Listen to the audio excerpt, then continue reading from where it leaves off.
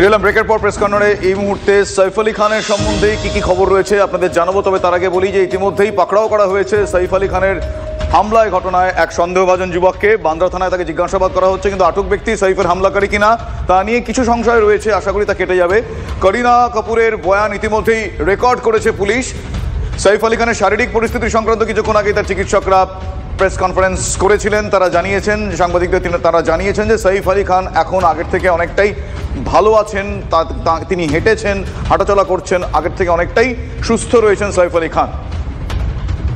दो जख्म हाथ पे थे और एक गर्दन में था, जो plastic surgery doctor Leena Jain madam ने रिपेयर किए हैं। और मैंने स्पाइन का जो घाव था, जहाँ पे शार्प ऑब्जेक्ट अंदर लॉज हुआ था और अंदर ड्यूरा टेयर करके स्पाइनल फ्लूइड आ रहा था, वो ऑपरेशन करके ऑब्जेक्ट निकाला और ड्यूरा रिपेयर करके वुंड रिपेयर कर दिया। कोई अभी इश्यू नहीं है, वो एकदम नॉर्मल है, कोई पैरालिसिस नहीं और कोई भी प्रॉब्लम नहीं है। এখন সুস্থ আছেন সাইফ আলী খান, কিন্তু সাংবাদিকদের মুখোমুখি হয়ে এক চিকিৎসক জানালেন যে রিল এবং রিয়েল দু ক্ষেত্রেই হিরো সাইফ আলী খান। सैफ अली साहब का जब हॉस्पिटल आए थे तो मैं वो डॉक्टर था जो उनको फर्स्ट आवर में मिला हूँ। पूरा उनका उसमें ब्लड था, but he walked in like a lion and only with a small child, that is 6-7 साल का उनका जो लड़का है, तैमूर है शायद उसका नाम, हाँ, उसके साथ वॉकिंग किए हैं with so much of this. He is a real hero that way.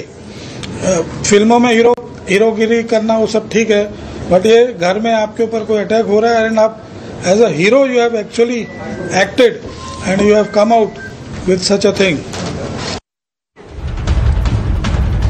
বেশ, সাইফ আলী খানের শারীরিক পরিস্থিতি সংক্রান্ত তথ্য আমরা জানলাম। এই মুহূর্তে আর কি ইনফরমেশন রয়েছে আমি জানবো। আমার সহকর্মী জ্যোতির্ময় কর্মকার আমার সঙ্গে এই মুহূর্তে রয়েছেন টেলিফোন লাইনে। জ্যোতির্ময়, একটা প্রশ্ন এই মুহূর্তে কিছুটা হলেও জোরালো হয়েছে যে যাকে পাকড়াও করা হয়েছে এই যুবকই কি হামলাকারী, সেই সংশয় এখনো কতটা রয়েছে? দেখো, আমাদের সামনে যে ছবি ওই মুহূর্তে প্রকাশ্যে এসেছে, যে সিসিটিভি ফুটেজ দুটি পাওয়া গিয়েছে। প্রথমত একটি সিসিটিভি ফুটেজ এসেছে তার বাড়ি থেকে, অর্থাৎ সাইফ আলী খানের বাড়ি থেকে হামলার পর যখন সিঁড়ি দিয়ে এই ব্যক্তি নেমে চলে যাচ্ছে। আরেকটি সিসিটিভি ফুটেজ এসেছে শাহরুখ খানের বাড়ির বাইরে এক ব্যক্তি ঘুরে বেড়াচ্ছে, যার চেহারার আকার, মুখের আদল কিছুটা এই ব্যক্তির সঙ্গে মিলছে। এবং তার পরবর্তী ক্ষেত্রে বান্দ্রা পুলিশ স্টেশনে যাকে ঢোকানো হচ্ছে, এই তিনটি ছবি দেখে মনে হচ্ছে যে ব্যক্তি একজন। স্বাভাবিকভাবেই সন্দেহ দানা বাঁধছে যে এই ব্যক্তি শুধুমাত্র চুরি বা ডাকাতির চেষ্টা করতে যায়নি, নেপথ্যে আরো বড় কোনো গ্যাং থাকতে পারে, সেই সম্ভাবনা থেকেই যাচ্ছে। বেশ বেশ জ্যোতির্ময়, আপাতত তোমায় ধন্যবাদ জানাই। কিন্তু একটা বিষয় লিমা, এক্ষেত্রে এই হামলাকারী সেই হামলাকারী কিনা এখনো পর্যন্ত ছবি দেখে কিছুটা নিশ্চিত হওয়া যাচ্ছে, কিন্তু বাকি প্রশ্নটা সময় বলবে। কিন্তু রেকির বিষয়টা এবার আসতে হবে লিমা। কিন্তু শাহরুখ খানের বিষয়টা এবার আসে। আমি অবশ্যই জ্যোতির্ময়ের কাছে আরো একবার যাবো, তার কারণ এই মুহূর্তে দাঁড়িয়ে আরো একটা চাঞ্চল্যকর তথ্য এই মুহূর্তে আমরা আমাদের দর্শকদের জানাবো। যে সাইফ আলী খানের বাড়িতে হামলার কথা তো আমরা জানাচ্ছিলাম, কিন্তু এর আগে শাহরুখ খানের বাড়িতেও রেকি করা হয়েছে বলে আমরা জানতে পারছি। কিন্তু এক্ষেত্রে বড় প্রশ্ন শুভজিৎ, যে এই গ্যাংটা কি একই? মানে এক্ষেত্রে সাইফ আলী খানের বাড়িতে যে হামলা চালিয়েছে সেও কি মানে সে একই ব্যক্তি কি রেকি করেছিল শাহরুখ খানের বাড়িতে? এই বিষয়টি কিন্তু এখনো পরিষ্কার নয়। জ্যোতির্ময়ের সঙ্গে কথা বলবো। জ্যোতির্ময় কর্মকার আমাদের রিপোর্টার টেলিফোন লাইনে রয়েছে। জ্যোতির্ময়, শাহরুখ খানের বাড়িতে কে রেকি করেছে এখনো অবধি পুলিশের তরফ থেকে কি জানা যাচ্ছে? দেখো, একটা সম্ভাবনার জায়গা থেকে যাচ্ছে যে এই ব্যক্তি সেই ব্যক্তি কিনা। আমি যে কথা কিছুক্ষণ আগে জানাচ্ছিলাম যে তিনটি ছবি আমাদের কাছে রয়েছে, তার মধ্যে দুটি সিসিটিভি ফুটেজ।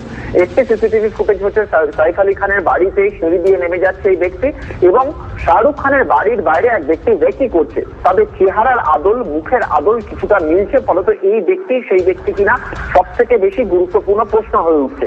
গতকাল কোন রকম তদন্তের আগেই মুম্বাই পুলিশের তরফ থেকে জানিয়ে দেওয়া হয় যে এই ঘটনার নেপথ্যে লরেন্স বিষ্ণই গ্যাং বা কোনো সন্ত্রাসবাদী সংগঠন, কোনো বিচ্ছিন্নতাবাদী গোষ্ঠী, কারোর কোনো হাত নেই। এটি একটি চুরি বা নিছক ডাকাতির চেষ্টার ঘটনা।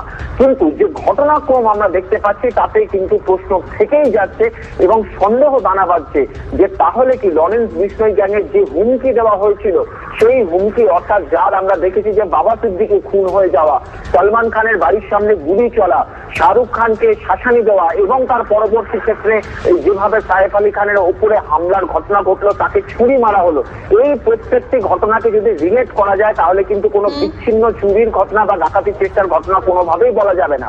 এবং যে এফআইআর করা হয়েছে সেই এফআইআর যে ঘটনাক্রম দেখা গিয়েছে তাতে দেখা যাচ্ছে যে এই ব্যক্তির যথেষ্ট সময় ছিল যখন সে ধরা পড়ে যাওয়ার মতো একটা পরিস্থিতি তৈরি হয়, অর্থাৎ সাইফ আলী খান একদমই সেখানে এটা বুঝতেই পেরে যায় যে এবার তার যা পরিকল্পনা ছিল সেটা আর বাস্তবের কোনো জায়গা নেই। ধন্যবাদ জ্যোতির্ময়।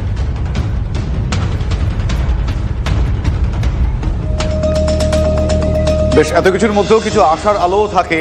এ শহরে প্রথম, এর আগে অন্যান্য শহরে আছে আপনারা জানেন, কিন্তু এ শহরে কলকাতায় বেসরকারি হাসপাতালের ছাদে এবার এয়ার অ্যাম্বুলেন্স নামলো। সেই ছবি আপনাদের দেখাবো।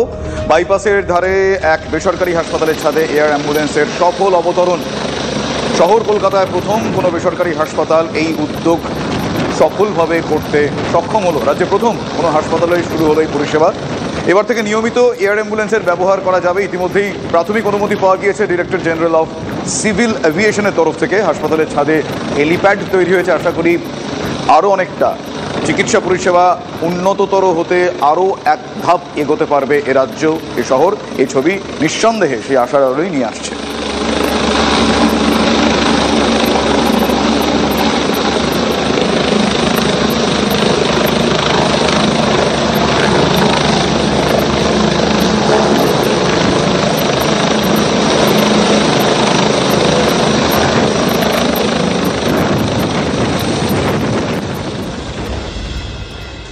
প্রেস কর্নার আপাতত এখানেই শেষ করছি। বাকি খবরের জন্য নজর থাক TV9 বাংলায়।